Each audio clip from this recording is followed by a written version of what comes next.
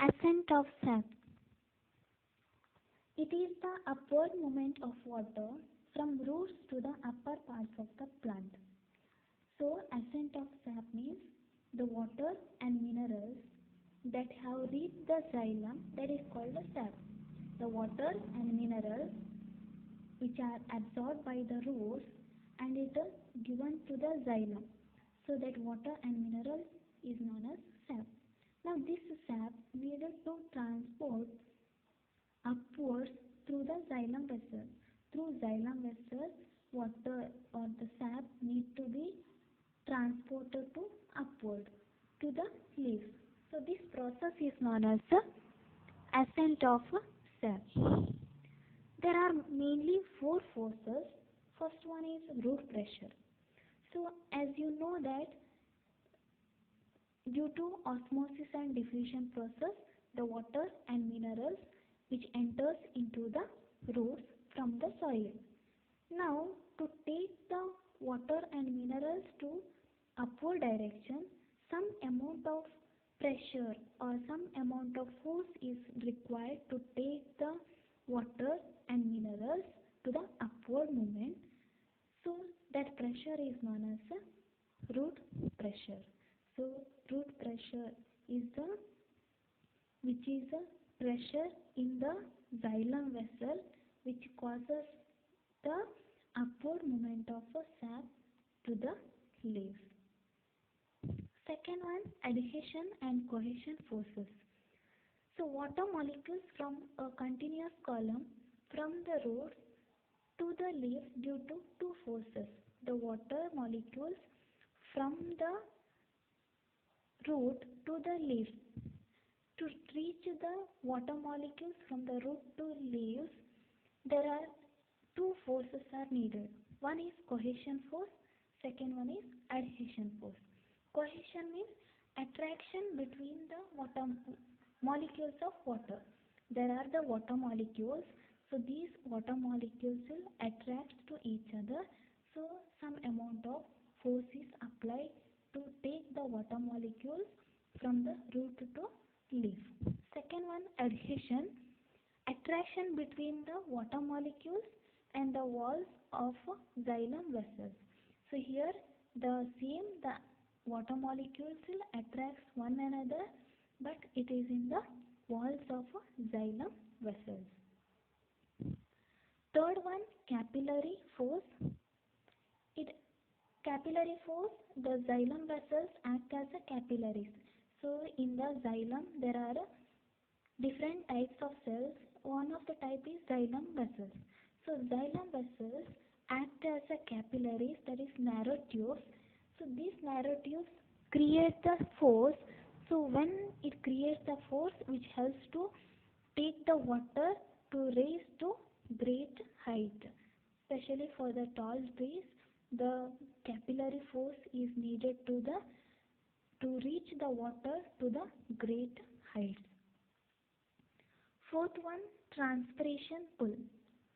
So during continuous loss of water in the form of water vapor from the leaves, a suction pressure is created. That is, when the water is evaporated or water is lost in the form of water vapor, the vacuum is created.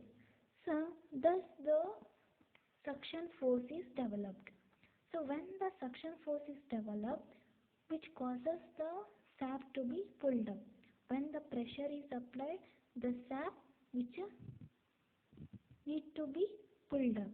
So that force is known as a transpiration pull. Next, transpiration.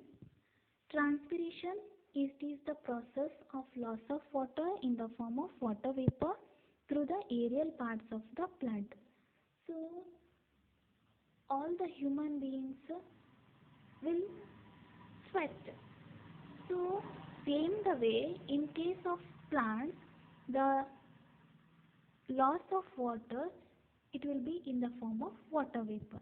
So water vapor will release out from the leaves and in the stem, especially through the stomata, cuticles and in the lenticles.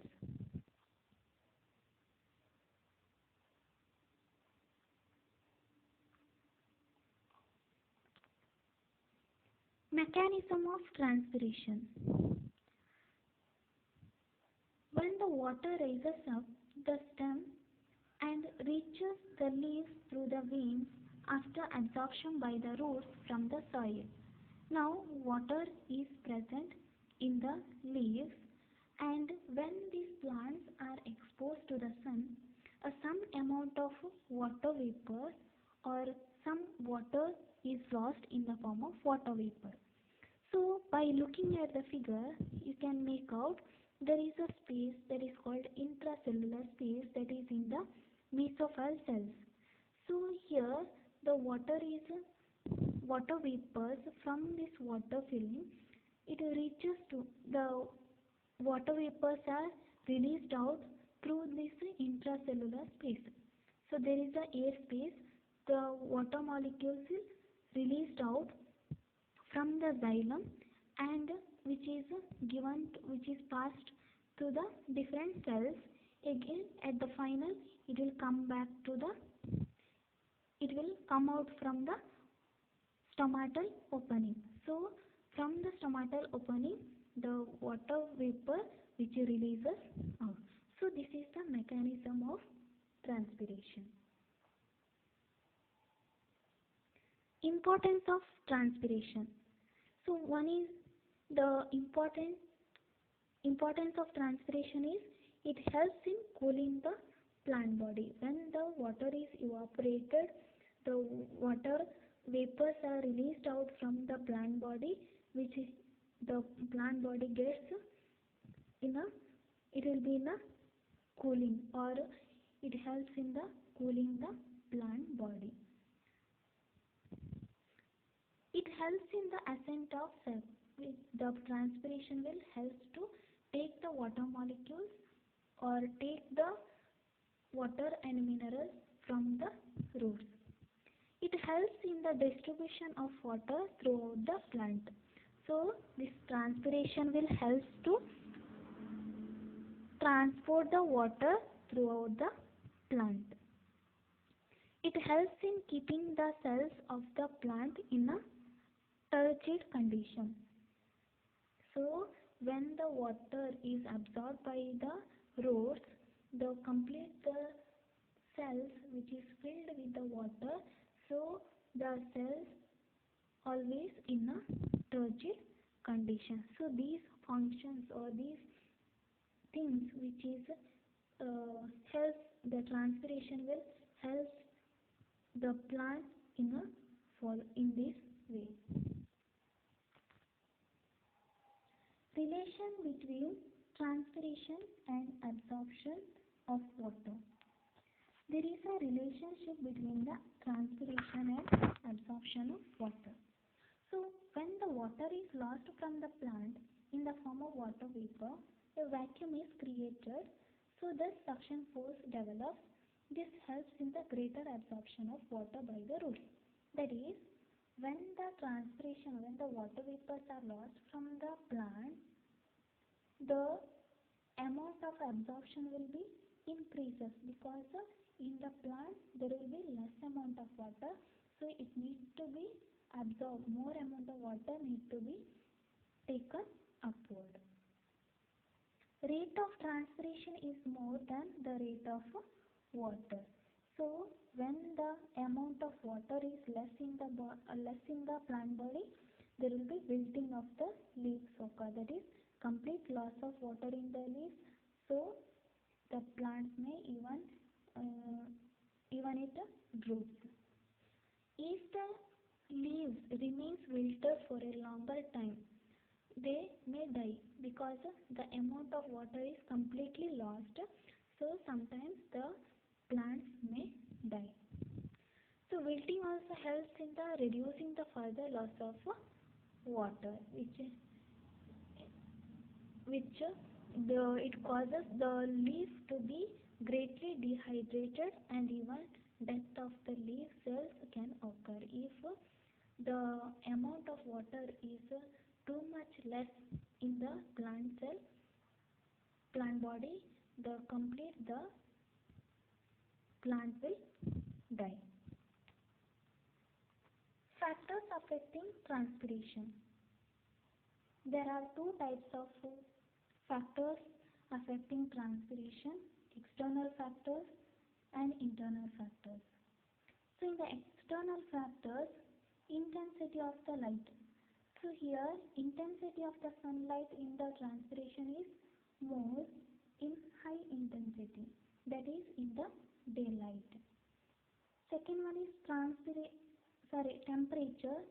Temperature, when the transpiration increases with the increasing in the temperature. Third one, velocity of wind.